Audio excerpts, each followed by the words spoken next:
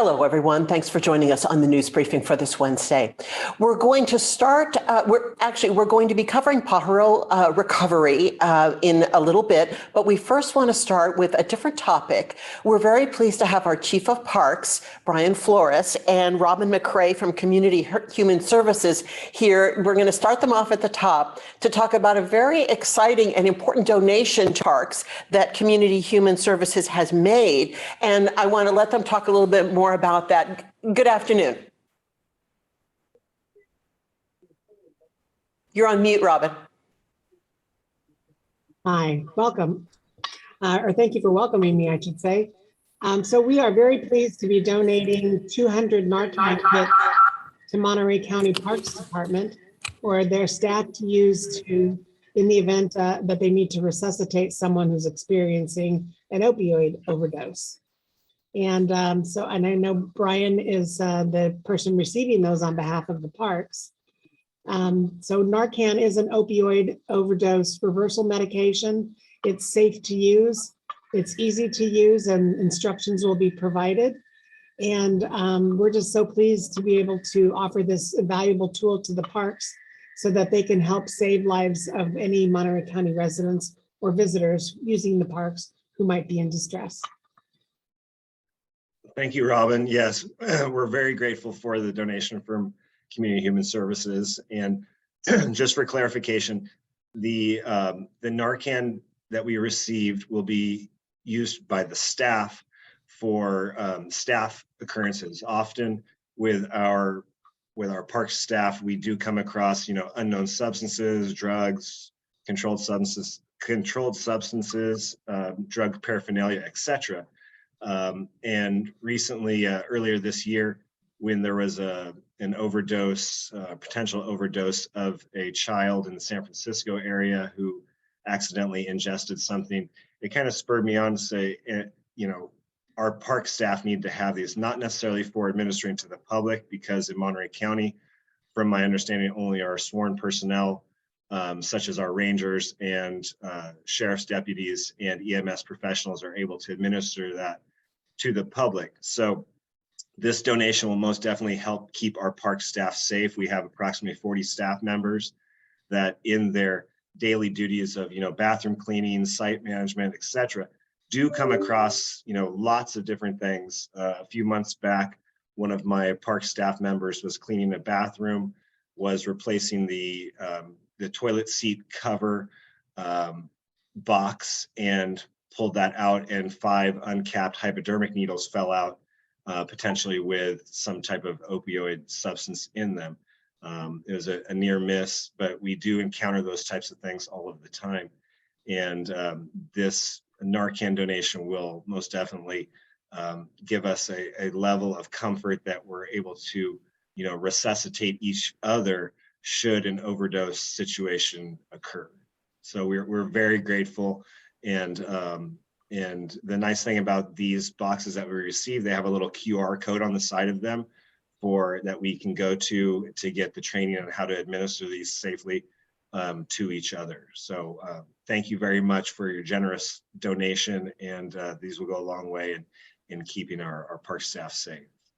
Very welcome. And for anyone who has questions for Bryan and Robin, we're going to take those questions right now, as opposed to waiting till the end, because we'll have a lot to discuss about Pajaro. But while we're waiting for any questions, Bryan, you mentioned that only certain people are authorized to use the Narcan. Would that include your rangers as opposed to general staff? So rangers, since they are sworn personnel, law enforcement personnel, they can legally administer Narcan to the public, whereas my buildings and grounds staff, that is not part of their job description or job duty. They haven't received the training necessary. So Narcan, from my understanding in speaking with our county safety officer, Narcan for our sworn personnel, for sheriff's deputies, for our rangers, etc., is carefully tracked. They receive training on, how to know when somebody is overdosing, when is the proper time and place to administer Narcan, and that's kind of the legal line that we have to walk with our staff. So while certainly it does safeguard staff who could encounter something, there is a window that should the public be in need and the ranger is there, it could happen. Most definitely, rangers are able to administer Narcan, legally to the public, and as well as first aid, life-saving CPR, etc. So they are the trained professionals and the ones that we would rely on to administer Narcan in those situations. So may I clarify something as well? Please. So anyone can legally administer Narcan, and I believe that what Bryan's referring to is a county policy. Correct. So Narcan can be administered even if you suspect an overdose, but you don't know for sure. There is no harm in administering overdose in a situation where there actually is no overdose happening. We provide instructions to anyone, the general public, for how to administer Narcan safely. It's a nasal spray and it's administered much like any other nasal spray for allergies. So I don't want the public to get the message that it's unsafe or you need specialized training to administer Narcan because it is much more accessible than that. So, and I don't mean, Bryan, to have an opposing view here, but I do believe it's a county policy that you may be referring to. We are going to be distributing Narcan at 5 public events upcoming related to our recovery run that's taking place. And so I don't want to dissuade the public from coming to those events, getting the Narcan and the instruction and using them in an emergency situation. That's correct, Robin. Thank you for that clarification. So yeah, our county policy with regards to our rangers and park staff is that the rangers are the ones who have received the training and are able to administer that to the public. And it has been clarified that the Good Samaritan laws do protect people administering Narcan in a perceived emergency situation. Thank you both very much for coming on to talk about this. I know it's really just an additional safety net for both the public and our county staff to have that available in our parks, which, boy, as spring and summer approaches, there are people just out and about. If Easter's any indication, the parks are going to be busy for the rest of the year, I think, with people getting out and about. Thank you both very much, and great news. Thanks, Robin, for coming and sharing the information, and thanks as always, Bryan. All right, thank you. And now we're going to move on to our Pajaro Recovery information. We've got a lot to cover today, so we're going to go ahead and get started. We're going to first start with Krista Hanni from our health department, and she is at I think she is, she's got a nice background, but she might be at the new resource center, which is opening up today in Pajaro. Hi, Krista.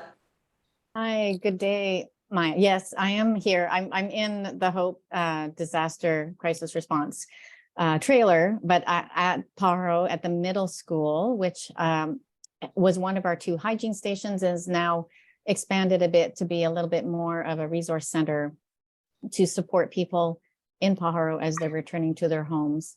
And one of the things that we've been working with the community organizations on getting stood up here in the community is a resource center. And as you can imagine, there are a number of buildings, and even where the couple of the community organizations that even have locations here, that they've been impacted by the flooding, and many of them are still working on their repairs and maybe for some time. So what we've done to try to be here more in the community is to set it up in an event tent here at the middle school. And it's a 4-sided tent. And we've been working with the community organizations on sort of how we'll be working together within that tent. And the community organizations will have sort of several domain specific areas to ensure that there is an organization here during the hours of operation to be able to speak to and look for answers for residents that are coming in. So say it's social and emotional family supports. They may have those answers readily because they've been doing that. And this is the work that they do on the ground with the community members. They also may not have an answer readily, but they have another organization they can work with that's part of that domain. And then we'll work with them on also trying to put together FAQs to make sure we get out to the rest of the community. So that the plan right now is to be operational. It's a bit of a soft launch today as we're trying to get this going. And we'll have a check-in area, an area to talk to some of the community organizations that are here by those domains. They will also have workshops at different times of the day and into the evening on different topics, not necessarily every day, but as they have them scheduled. So for example, tomorrow night, the legal services workshop that was going to be at Ramsey Park will be moved here now that we have a location in Pajaro, and they're just waiting for that to be open. The hours of operation starting today are going to be 3 to 7. And we'll look at evaluating those hours going forward based on the community need and the workshops and availability of the organizations over the next 2.5, 3 weeks.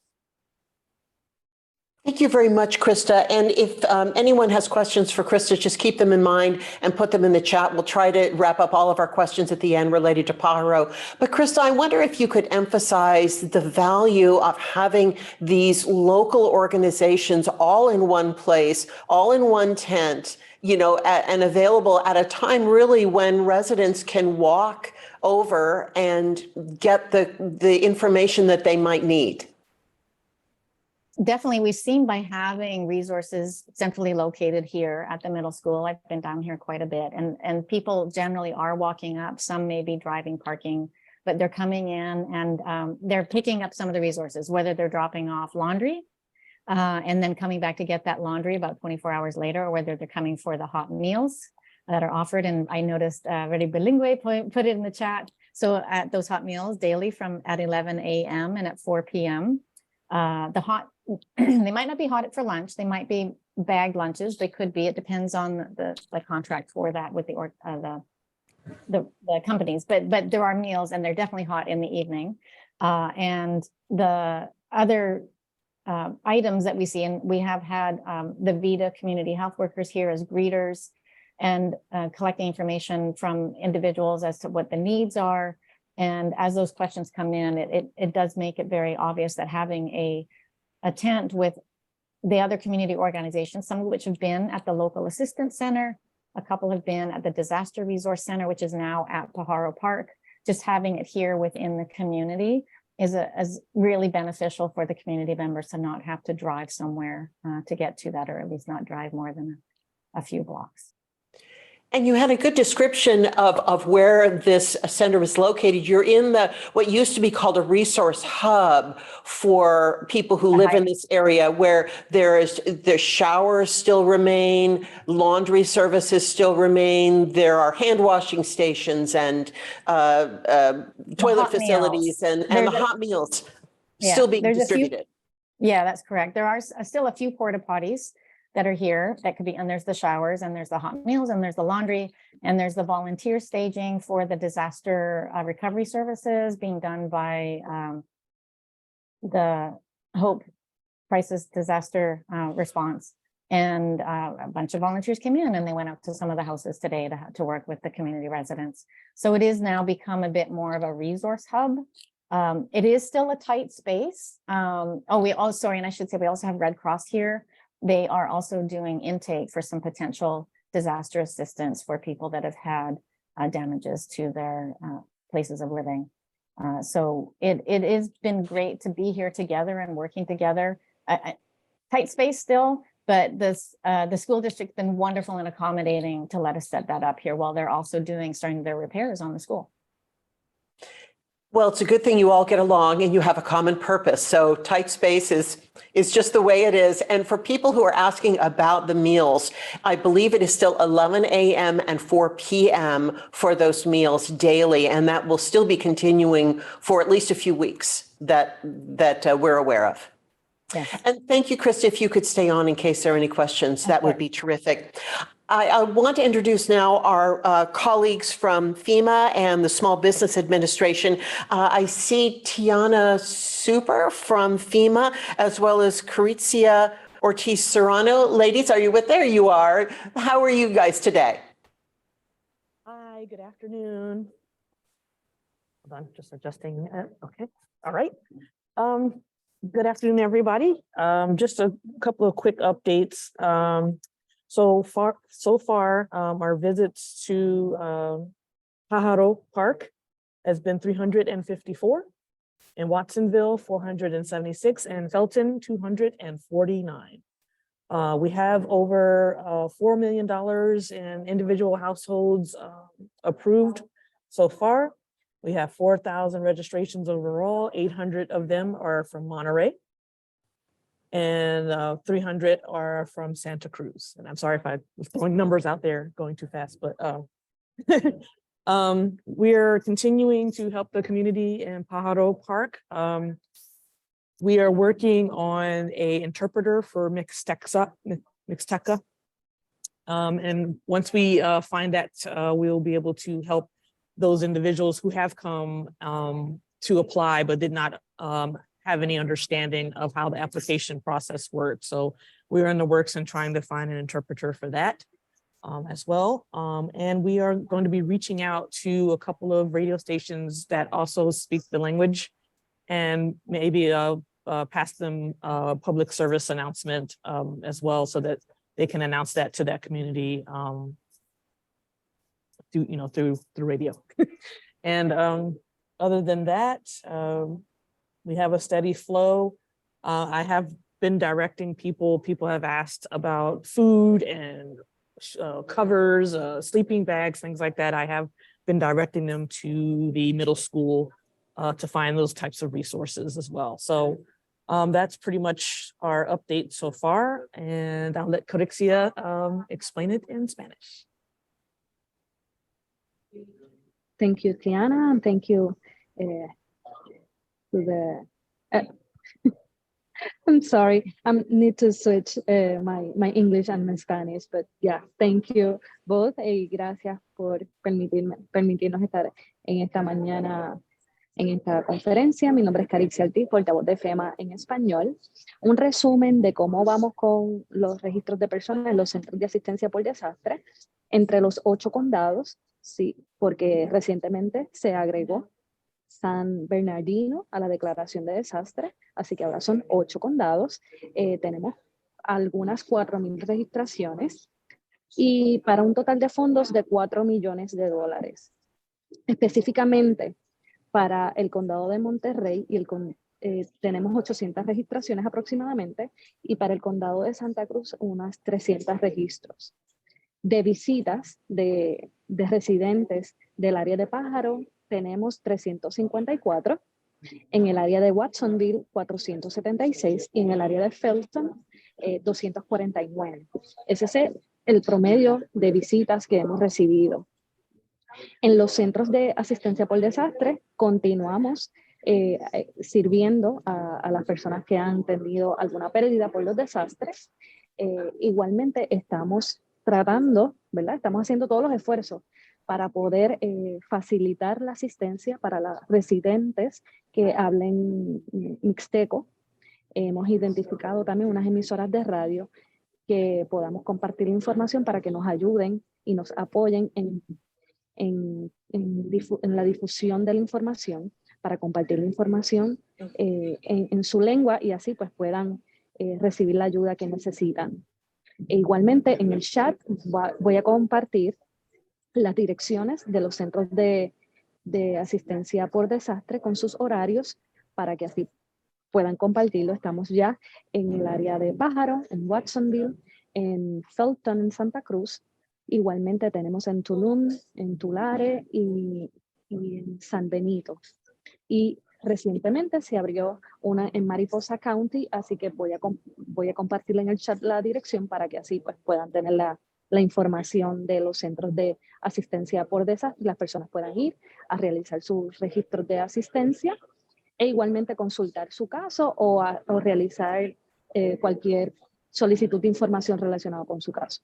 Como mencionó Tiana, hemos tenido algunos residentes que nos han llegado a los centros solicitando otro tipo de asistencia, así que los redirigimos a los centros de servicio que ha establecido el county y la ciudad para que así puedan pues, recibir la asistencia de alimentos, agua y cualquier otro servicio de primera necesidad que bien necesiten. Muchas gracias. Thank you, Karixia, very much, and Tiana, both of you, for being with us. Can you remind people again the hours of operation, that you're still open, that there's still the opportunity for people to come in? You know, if they haven't made any applications yet, they have time to do that. Yeah, sure. So, yeah, I meant to mention the DRCs, but thank you, Karixia.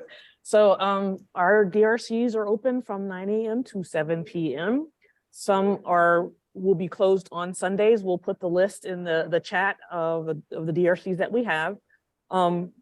Any particular disaster recovery center that is close to you can go to any disaster recovery center and register or get an update on your application.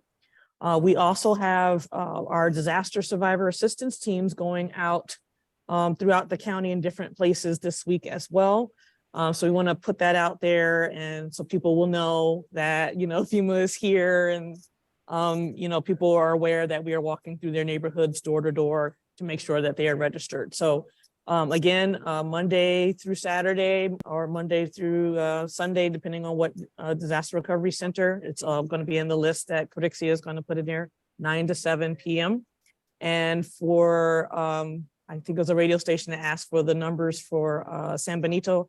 I will try to get that for you as well. San Benito will be opening on Thursday at 9 a.m. That'll be our hard opening for that DRC in that area in Hollister.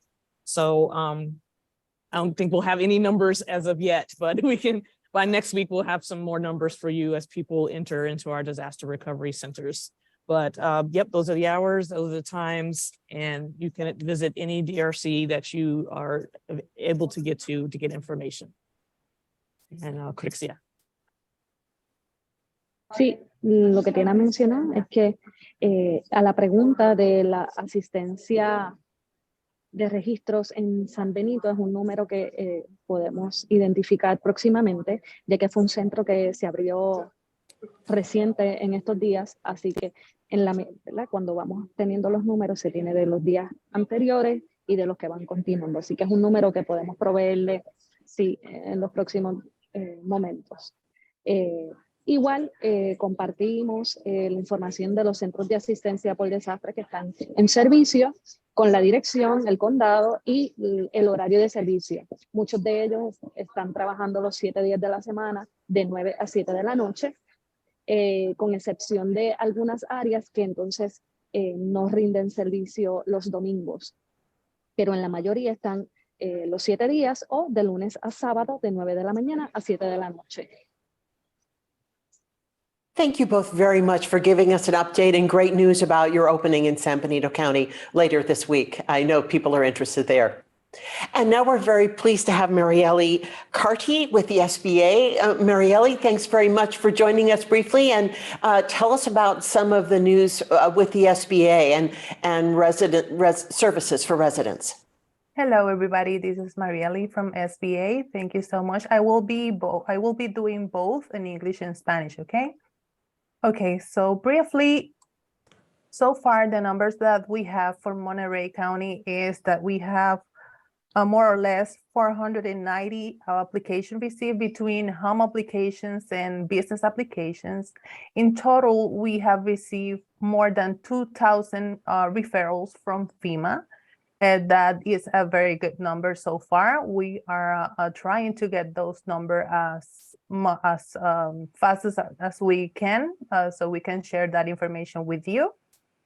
If FEMA have a DRC or Disaster Recovery Center, we SBA, we are there with them to assist the communities.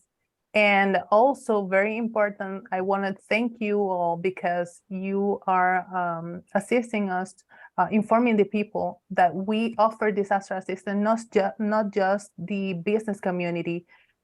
We also offer disaster assistance to individuals and nonprofit organizations. So thank you for that. And I will do that in Spanish as well. Ok, saludos a todos. Mi nombre es Marielli. Yo soy de la Agencia Federal de Pequeños Negocios. Nosotros hemos recibido más de 490 aplicaciones entre las aplicaciones de hogares, de individuos y los de negocios en el condado de Monterey hasta el día de hoy. Hemos también recibido más de 2,000 aplicaciones referidas de parte de FEMA y entonces ya vamos a continuar trabajando para recibir los números más específicos posibles para que ustedes puedan compartirlo con la comunidad. Siempre que hay un centro de recuperación de desastre, nosotros estamos con FEMA en los centros para poderle asistir a la comunidad.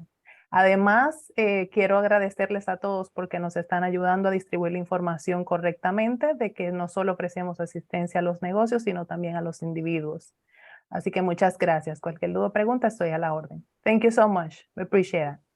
Thank you very much, and great numbers. Great to see those numbers coming in for residents and those applications. Please stay on in case we have any questions for you Yes, ma'am. Yes, later ma'am, on. of course. And we want to turn now to our friends at Salud para la Gente. This organization has been in Pajaro since recovery has began, and they have been providing medical services. And we have Michelle Deanda from Salud here to talk about what services they're providing and what are the needs of the community right now. What services are they seeking? Good afternoon, Michelle. Hi, good afternoon. So yeah, we have been involved with the recovery since the very beginning. We started out at the fairgrounds and now we're currently here in Pajaro Park. And so we continue to support the family. We have our community health services department who is screening, doing a social of determinants health screening for patients, and then based off those results, able to refer them to other agencies and determine whether there's food, clothing, cleaning supply needs, and we're able to help accommodate that. We also have complex case management services for those people that have been identified for those needs, and for those individuals and families. And then once we get them into our complex management services, sometimes they are identified as needing some behavioral health services needs. And so we're also able to provide those services. Currently on our mobile RV in Pajaro Park, we have an RN on board who anyone who comes to the RV is able to get triaged by a registered nurse. And if the nurse can support them in that need, they do. And if we need to connect them into our larger clinic to see a medical provider, we are able to do so. I would say it's been a rough month. We have seen a lot of different needs and a lot of anxiety, stress related to the uncertainty of returning home or how the repair is going to happen, right? And we continue to see. And so I would say in the beginning, there was a lot of that. Now, as the dust has kind of settled down a little bit, we're seeing a lot of people having flashbacks, insomnia, anxiety, and especially those in particular that were here during the flood in the 1990s, they're having a lot of flashbacks to that time as well. Well, how fortunate for them that you were able to bring in this mobile unit and provide those services, as quickly as possible. Were people coming right away to find you, or has it been kind of growing as they've been able to come back in and first get their cleanup done and then come out, or did you get busy right away? I would say it's a little bit of both. So if we go back to when we were at the shelter and the fairgrounds, we were extremely busy. We had a medical provider there. I think we saw about 100 patients. As we came into Pajaro, yes, the focus was more on trying to get themselves back into their homes. And then we would see such things as, I was trying to clean my home and I cut my finger, or I stepped on a nail, or, I strained my back a little bit. So those things. I think now being here at Pajaro Park with FEMA and having food distribution also here on Mondays and Wednesdays, people are seeing that we're here and knowing that we can help them. And so they have started to trickle in a little bit more. It's also important to note that it's not just medical services that you're providing. You're doing a warm handoff for residents to help fulfill their other needs. Correct. That's where we kind of do that social determinants of health screening and then use our community health services department to connect them with, other agencies or those resources within the community that are available to them. Would you be willing to talk about your vision of what long-term medical needs might be for residents? Because you just talked about some really post-disaster symptoms that people are experiencing? Do you see this happening with residents for a certain time to come? I definitely do. This is not just a short recovery. This is going to be a long recovery for the community in Pajaro as they go through the steps, as they try to recover. And so I foresee that we will continue to support the community, and as they navigate their way to figure out how to get to the resources they need, their medical supply, or what's available to them medically as well. Yes, I definitely see it's going to be a long road ahead, and Salud will be here to continue to support. Thank you, Michelle, very much for sharing this information. It's just another look at, recovery is a long process and it takes many forms, and I'm so grateful that you're there for the residents. Right, thank you. And we also want to bring in, when we talk about services, we want to bring in our friends from the Department of Social Services. We have Annette Gallegos and Yaneth Villegas to talk about Disaster CalFresh. Annette, we've had you on to talk about Disaster CalFresh before, and it's great to see that this program is back again. Have I lost them? I'm here. There you are. Yeah, I have a short PowerPoint that I'll share. Thank you. Thank you for joining us today. So Disaster CalFresh. Oh, hold on. Can you see my screen? So it was approved on April 12th, and we just started our open, I'll say open enrollment for applications. That included our county, and as stated, I think previously, Kern, Mariposa, San Benito, Santa Cruz, Tulare, and Tuolumne County as well. So this disaster application covers the period of February 21st to March 22nd. Those that were directly impacted by the storm can apply. So basically, if a person in the household was not already receiving CalFresh for the month of February, money was spent already because of the storm, or they had related expenses, which could be anything from a temporary shelter expense or evacuation. It could be their vehicle, any expense that they had due to the storm. They had money lost or a disruption in their income. So if they had several weeks without income or no income due to the storm, they could apply. Or if they had any money spent to really repair their home or their business.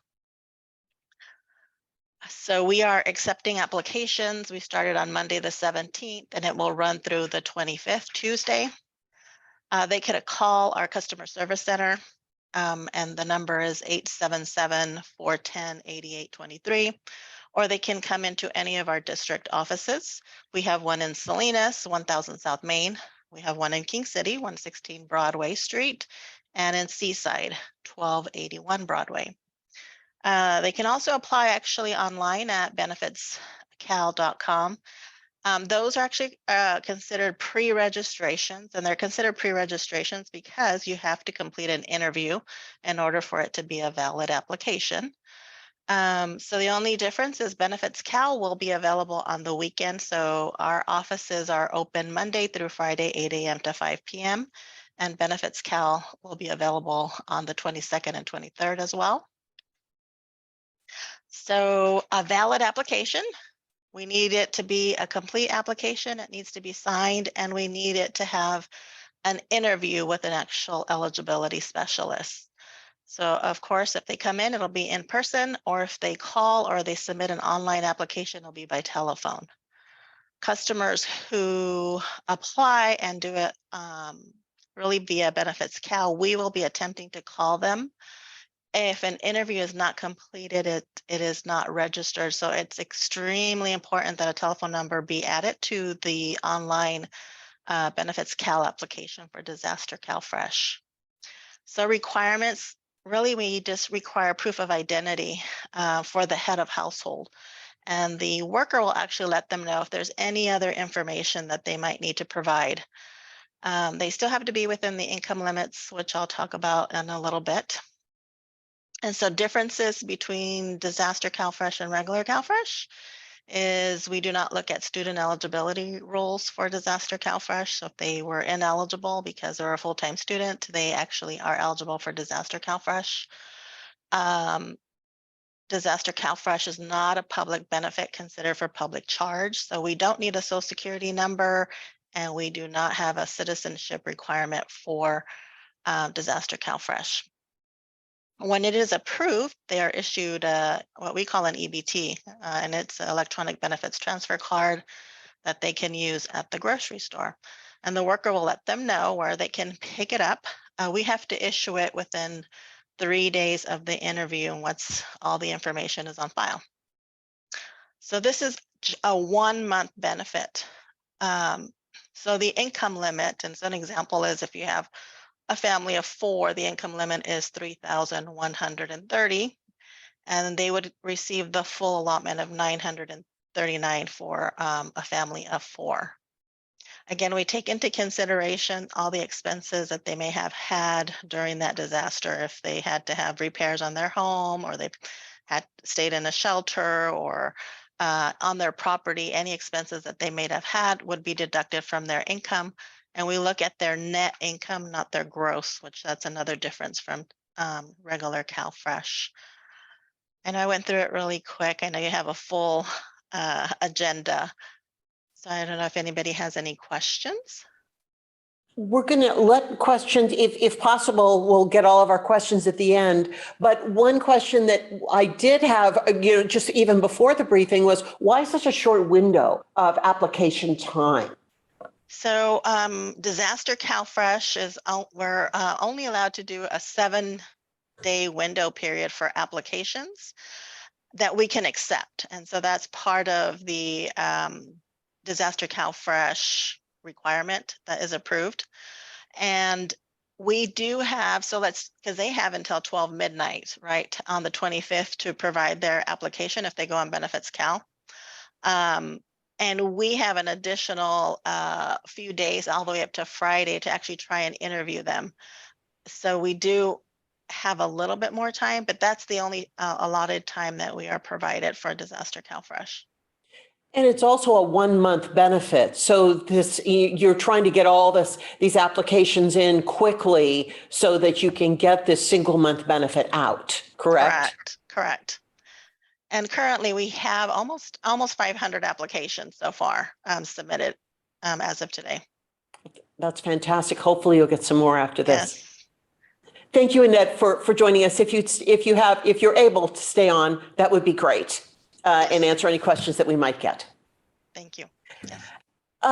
We want to move on to some of the other recovery issues that are happening in Pajaro. And I see we have Maria Ferdin from Environmental Health. She is going to share some really important information about home inspections and mold abatement information. Hi, Maria. Thanks very much for being here. Hi there. Where would you like me to start? Well, what's your favorite topic? Do you want to talk about home inspections or mold? They're actually the same thing. So we can start there. Okay. Environmental Health has started doing proactively home inspections in the Pajaro area for those who are concerned about mold in their homes. The first, we're actually beginning with multifamily homes like apartment complexes. And then we're also targeting single family dwellings.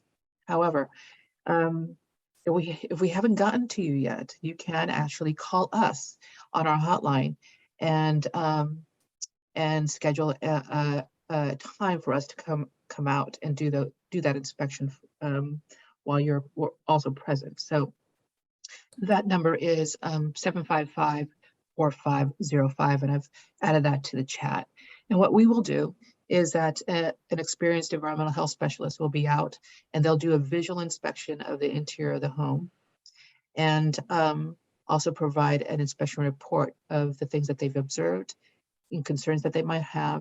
And then that can be used by the property owner or the resident to make further inquiries or actually go out and do the repairs. We may also have on-site moisture meters that will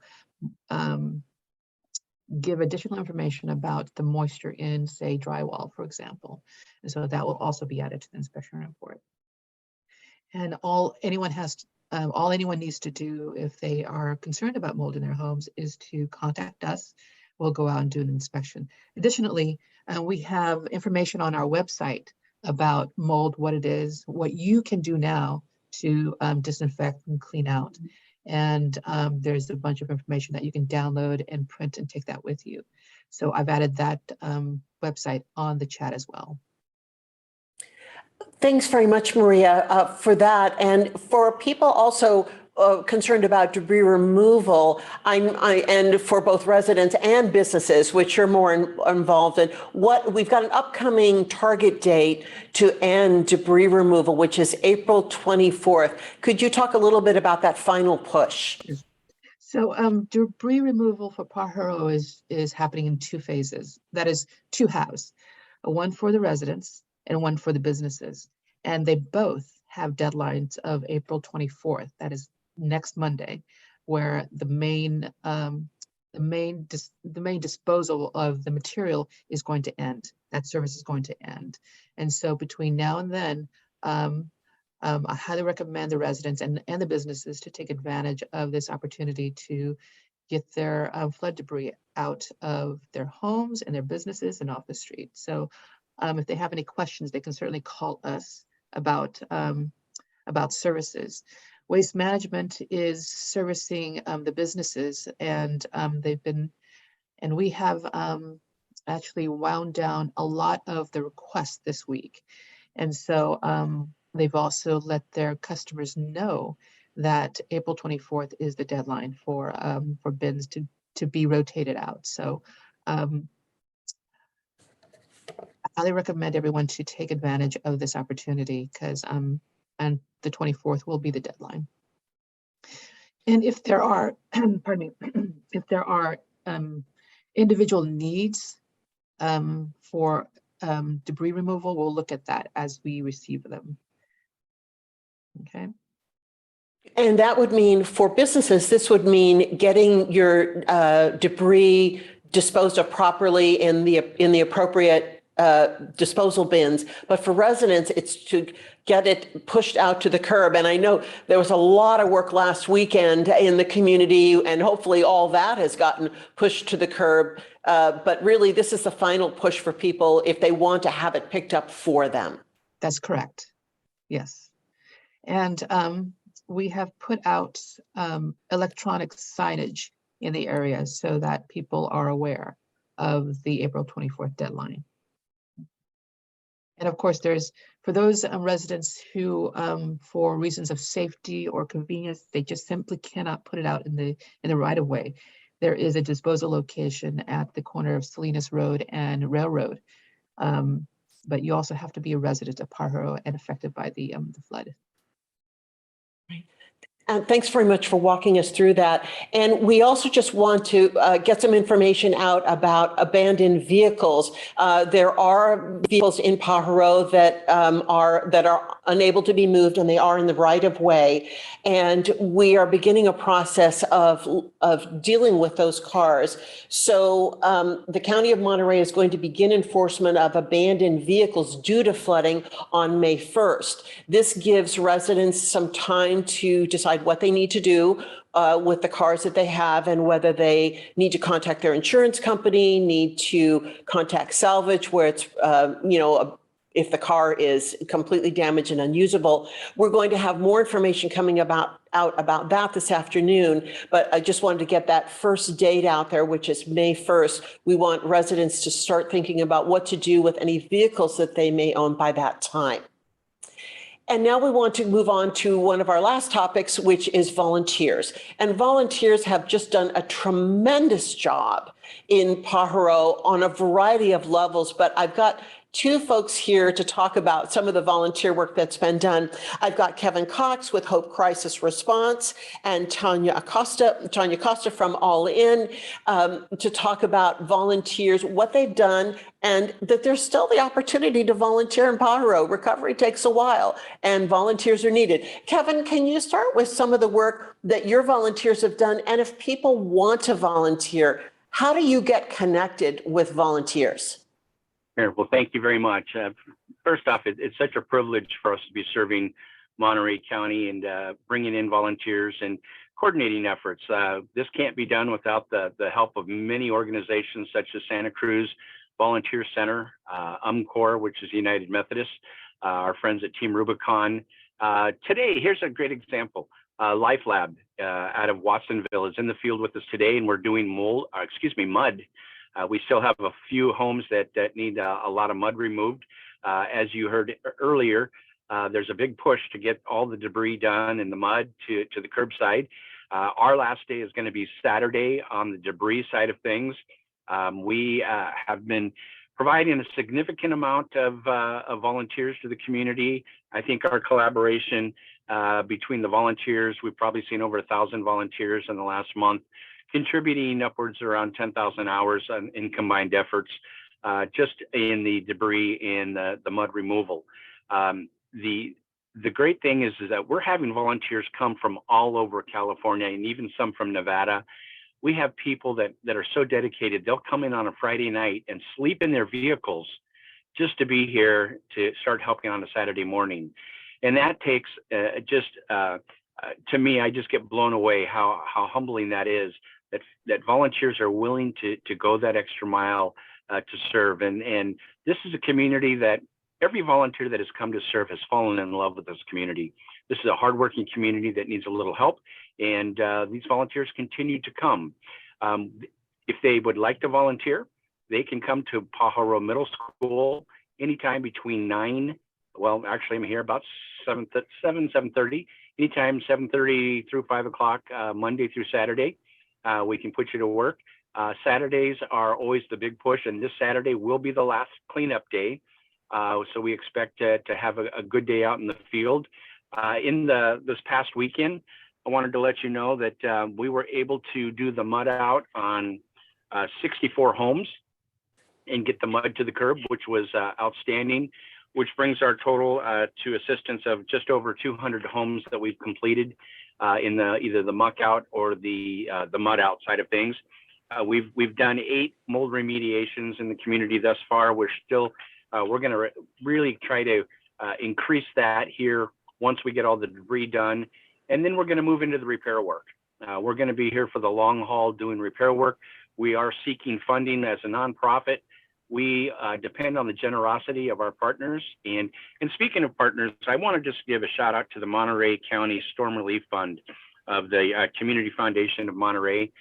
They have funded our project here at Hope Crisis while we're on the ground. And I know that they're going to be jumping in to help out with some of the materials that we need to do repair work, along with the American Red Cross. These are all tremendous partners. It really does. We call ourselves Hope City in the middle of an event because it does take a city to be able to bring everything together. Most people call it a village. We call it a city. And we just have just an enormous amount of partnerships. Big kudos to all the local NGOs that are doing such an awesome job. And I'm going to end my report there and turn it over to Tanya. But thank you all so much for allowing us to be here to serve your community. And kudos to all these volunteers. One organization can't take the credit, and nor should we. It's the volunteers that come, and they are the local heroes of this event.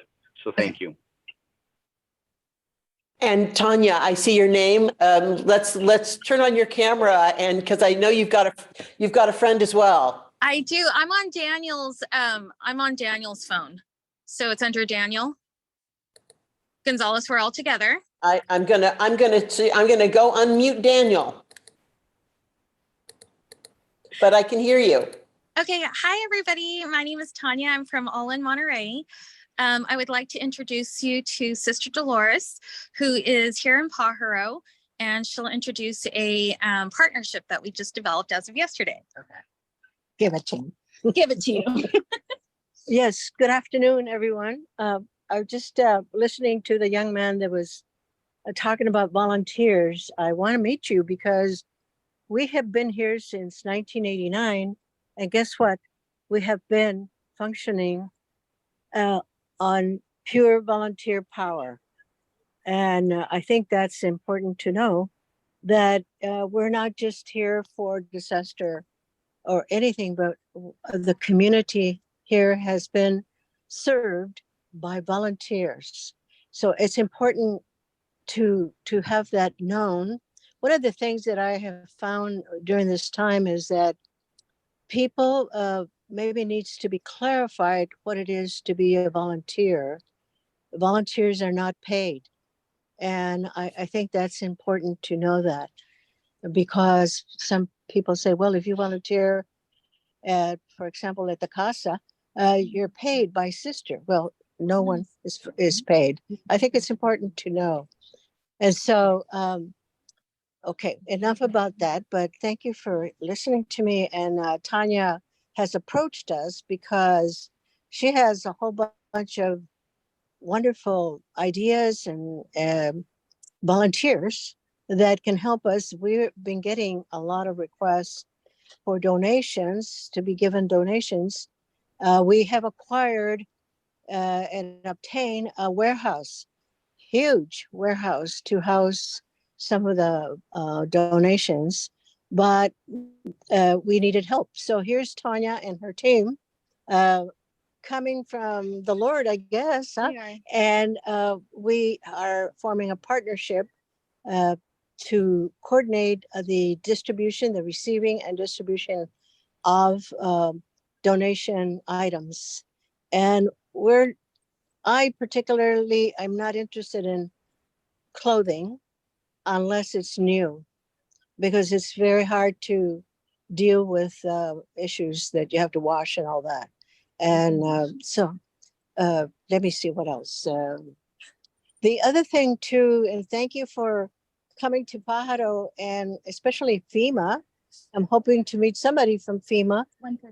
We have been waiting for you since almost the beginning of this disaster. So I'm happy to have you here. I think you came last Thursday, so it's been a little while. That's one thing. And then the other, I understand that the shelter is going to be closing, and I think that they need to,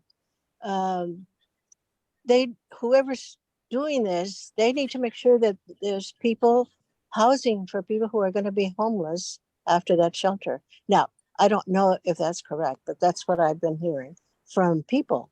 It's almost like they're having a sense that it's going to be coming to an end, but whoever is dealing with this, they need to make sure that they have housing for these people, because I know they're going to be homeless. So anyway, I don't know what else to say except welcome, Tonya. Thank you. Hello, everyone. So Sister Dolores and I solidified a partnership as of yesterday. Sister Dolores is a trusted person here in Pajaro. And we're going to work together to make sure that the people of Pajaro get the items that they need. We have 4 semi-trucks coming on April 27th. The semi-trucks will include 500 mattresses and 48 pallets of open boxed returns from Amazon. And this was made possible by GEM and Rotary International. So we're very pleased to partner with them also. That being said, what we really will need now is volunteers. We'll have a sign up on allinmonterey.org. We'll need people to help us pick up furniture donations, help people deliver the furniture donations to the people in Pajaro. We're going to set up a gigantic warehouse. We're going to make it very welcoming and very organized. We want to welcome the families that were impacted by the storm and make them feel like they're going through a department store and picking up the items. So we're going to allow them to come in and shop. But to do this and to do it successfully,